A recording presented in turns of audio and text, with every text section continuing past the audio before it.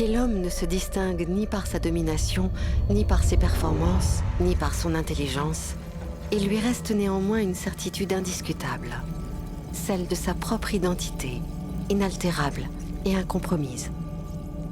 Mais au risque de le vexer, l'homme représente plutôt une collection d'espèces cohabitant dans la plus parfaite des collaborations. L'humain fonctionne grâce à des dizaines de milliers d'êtres microscopiques, sur et dans son corps, et sans lesquels il ne peut tout simplement pas vivre. Même propre, toute la surface de sa peau est couverte d'un tapis d'animaux microscopiques, de champignons et de bactéries, qui agissent comme un bouclier protecteur contre les infections. Et son odeur corporelle, si individuelle, si personnelle, n'est autre que celle de son mélange bactérien particulier, dans une sueur autrement inodore. Au plus profond de son être, le mélange de bactéries intestinales est lui aussi propre à chaque personne. Mais elles ne font pas que permettre sa digestion. Elles influencent également sa santé plus globalement, comme un second cerveau. Elles façonnent aussi ses comportements, ses humeurs, et jusqu'à ses goûts et sa personnalité. Les micro-organismes du système digestif sont extrêmement nombreux. 100 000 milliards, soit 10 fois le nombre de cellules d'un corps humain.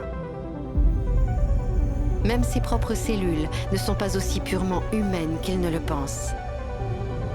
Au fil de l'évolution, des bactéries ont été intégrées, domestiquées et naturalisées pour finalement ne plus quitter l'intimité des cellules humaines et devenir essentielles à leur fonctionnement. Et même à l'échelle la plus intime, celle de ses propres chromosomes, l'intégrité de cette humanité est remise en question.